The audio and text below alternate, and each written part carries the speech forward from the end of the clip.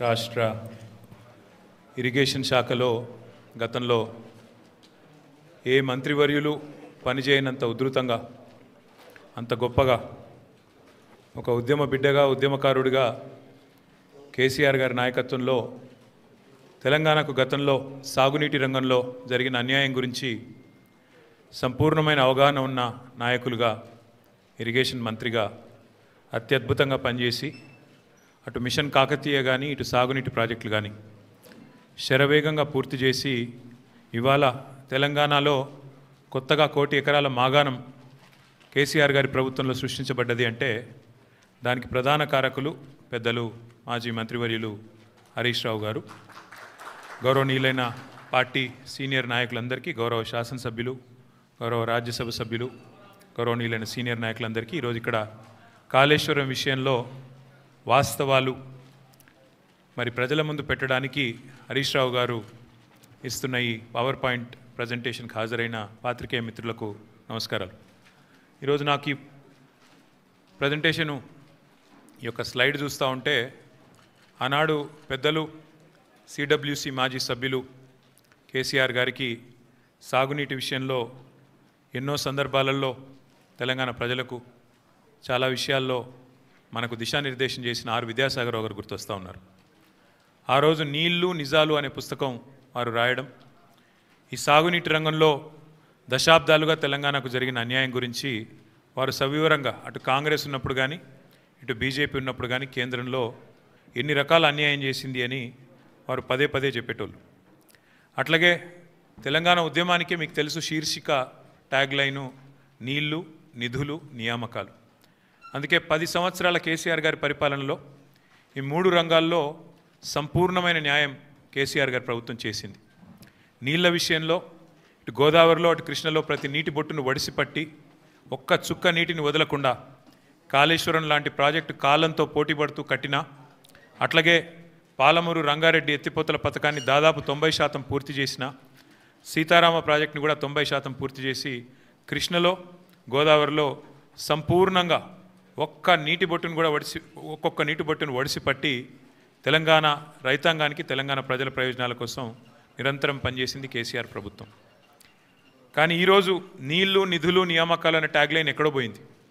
ఇవాళ ఏం జరుగుతుంది రాష్ట్రంలో అంటే నిందలు, దందాలు, చందాలు, బీఆర్ఎస్ మీద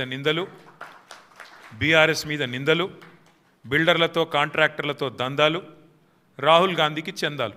ఇది ఇవాళ ఈ కాంగ్రెస్ ప్రభుత్వం చేస్తున్న పని. సిగ్గు లేకుండా ఇవాళ నిస్సిగ్గుగా రాష్ట్ర ముఖ్యమంత్రి కానీ అదేవిధంగా భారతీయ జనతా పార్టీ కానీ నీళ్ల విషయంలో చేస్తున్న దుష్ప్రచారాన్ని తిప్పికొట్టడానికే ఈరోజు హరీష్ రావు గారు మీ అందరికీ వివరంగా సమాచారం ఇస్తారు. అందులో ముఖ్యంగా మిత్రులు నేను గమనించాలని కోరుతున్నది ఒకటే. మార్బీ అనే ఒక గుజరాత్లో ఒక ప్రాంతంలో ఒక పెద్ద బ్రిడ్జ్ కూలిపోయి 140 మంది చచ్చిపోయినా ఏ ఎన్డీఎస్ఏ బోదు, ఎవడు బోడు, ఏ ఏజెన్సీ బోదు, 140 మంది చావులకు ఫలానావాడు బాధ్యుడు అని ఒక బాధ్యతాయుతమైన ఏ ఏజెన్సీ మాట్లాడదు, కేంద్ర ప్రభుత్వం మాట్లాడదు, గుజరాత్ ప్రభుత్వం మాట్లాడదు. బీహార్లో 4 రోజులకు ఒకసారి ఒక్కొక్క బ్రిడ్జ్ కూలుతున్నా అడిగే నాతుడు లేడు. అదే తెలంగాణలో ఇక్కడ కాంగ్రెస్ ప్రభుత్వం ఉన్నప్పటికీ సుంకిశాల రిటైనింగ్ వాల్ కూలిపోయి 100 కోట్లు నష్టమైన ఎన్డీఎస్ఏ రాదు, ఎవడు రాడు. అట్లాగే ఎస్ఎల్బీసీ టన్నల్ వీళ్ళ అవినీతి కమిషన్ల కక్కుర్తితో అది నిజంగా మళ్ళా తిరిగి రివైవ్ చేసే పరిస్థితి ఉందా లేదా అని కూడా సోయి లేకుండా, కనీసం ఆలోచన లేకుండా, ఇంగిత జ్ఞానం లేకుండా పూర్తి స్థాయిలో కుప్పగూలిపోయి 8 మంది చచ్చిపోయి దగ్గర 100 రోజులు దాటిపోయినా ఇప్పటి వరకు ఉత్తమ కుమార్ రెడ్డి మాట్లాడాడు, రేవంత్ రెడ్డి మాట్లాడాడు, కేంద్ర ప్రభుత్వంలో ఉన్న ఒక్క మంత్రి మాట్లాడాడు, ఎవరు బాధ్యత తీసుకున్న మనిషి లేడు. అట్లాగే వట్టెం పంప్ హౌస్ మునిగిపోయిన ఈ కాంగ్రెస్ ప్రభుత్వం వచ్చిన తర్వాత దాని గురించి మాట్లాడేటోడు లేడు. అట్లాగే పెద్దవాగు ఒకసారి కాదు 2 సార్లు కొట్టుకొని పోయిన ప్రాజెక్టు అడిగేవాడు లేదు. కానీ కాళేశ్వరం విషయంలో మాత్రం హరీష్ రావు గారు, కేసీఆర్ గారు 100 సార్లు చెప్పారు. కాళేశ్వరంలో 100 కంపోనెంట్లు ఉంటే ఒక్క కంపోనెంటు ఒక బ్యారేజ్, అందులో 3 బ్యారేజీలు, 19 రిజర్వాయర్లు, 21 పంప్ హౌజులు, 100 కిలోమీటర్ల సొరంగ మార్గాలు, 1000 కిలోమీటర్ల ప్రవాహ కాలువలు ఉన్నాయి, 100 కంపోనెంట్లు ఉన్నాయి.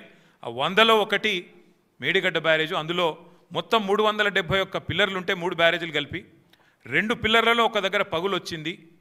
దాన్ని పట్టుకొని దున్నపోతూ ఈనింది అని కాంగ్రెస్ వాడు అంటే దుడ్డెను కట్టేయమని బీజేపీ వాడు 2 రోజుల్లో ఎన్డీఎస్ఏ రిపోర్ట్ అని వడ్డించి ఎన్డీఏ రిపోర్ట్ బీజేపీ ఆఫీస్లో తయారు చేసి ప్రజల్ని భ్రమింపజేసే ప్రయత్నం చేసినారు. దానికి తిరుగులేని విధంగా ఎల్ఎన్టీ అనే సంస్థ ఏ సంస్థనైతే పార్లమెంట్ భవనం కట్టిందో, ఏ సంస్థనైతే కాంగ్రెస్ పార్టీ కేంద్ర కార్యాలయం కట్టిందో ఆ సంస్థ మొన్ననే స్పష్టంగా చెప్పింది, ఈ నివేదికను మేము తిరస్కరిస్తున్నాం, ఎన్డీఎస్ఏ రిపోర్టు ఇది చెత్తబుట్టలో పడేయడానికి తప్ప ఎందుకు పనికిరాని రిపోర్ట్ అని చెప్పినారు.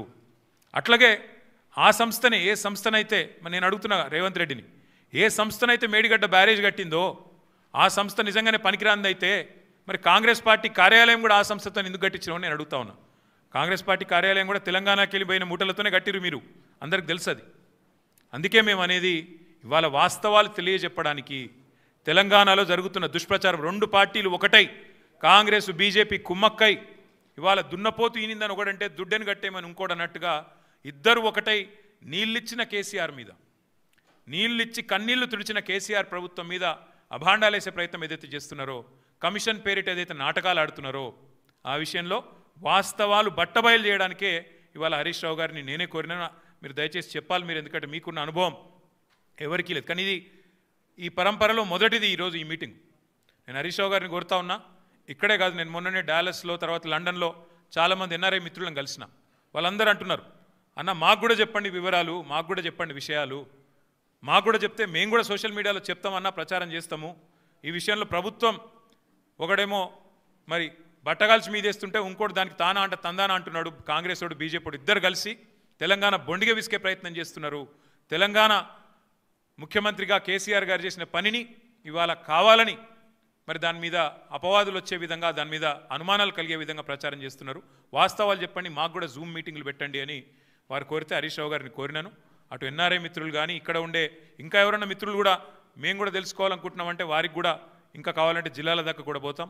ప్రతి చోట కూడా ఖచ్చితంగా ఈ విషయంలో నిజాలు చెప్తూనే పోతాం. చివరిగా 2 మాటలు నేను చెప్పేది. ఒకటి, మేము ఇది మొదటి ప్రయత్నం కాదు, మేము ఆల్రెడీ ఒక పెద్ద బృందం అందరం కలిసి మేడిగడ్డ పోయినాం.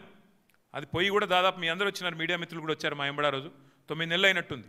వెంటనే రిపేర్ చేయాలి, నీళ్ళు ఇవ్వాలి, ఇచ్చే అవకాశం ఉండగా కూడా ఇస్తలేరు అని చెప్పి ఎన్డీఎస్ఏ యాక్ట్ కూడా చూపెట్టినాం. యాక్ట్లో కూడా క్లియర్గా రాసుంది, ఓనర్ ఎవరైతే ఉంటారో వాళ్ళు వెంటనే రిపేర్ చేయాలని. కానీ అది కూడా ఇప్పటివరకు ప్రభుత్వం పట్టించుకోవట్లేదు, రైతుల పొలాలు ఎండబెడుతున్నది. ఆ విషయంలో కూడా ప్రభుత్వం తన వైఖరి చెప్పాలి. రెండవది, హరీష్ రావు గారు మొన్ననే ప్రెస్ మీట్ పెట్టి వివరంగా చెప్పారు, గోదావరి జలాల విషయంలో ఆంధ్రప్రదేశ్ రాష్ట్రం ఇవాళ అనుమతులు లేకుండా కడుతున్న ప్రాజెక్టు మీద ముఖ్యమంత్రి మాట్లాడాడు, బీజేపీ కేంద్ర మంత్రులు మాట్లాడరు. ఒక్కడంటే ఒక్కడు కాంగ్రెస్ వాడు కానీ బీజేపీ వాడు కానీ నోరు విప్పడు, నోరు తెరవడు, కనీసం మాట్లాడరు. అందుకే గోదావరి జలాల విషయంలో కానీ కృష్ణా జలాల విషయంలో కానీ ఈ రాష్ట్ర రైతాంగానికి, రైతాంగ ప్రయోజనాలకు ఎన్నటికైనా శ్రీరామ రక్ష కేసీఆర్ గారి నాయకత్వమే అనే మాట చెబుతూ ఇప్పుడు పెద్దలు హరీష్ రావు గారు మిగతా విషయాలు వారి ప్రజెంటేషన్ రూపంలో వివరించాలని కోరుతూ జై తెలంగాణ.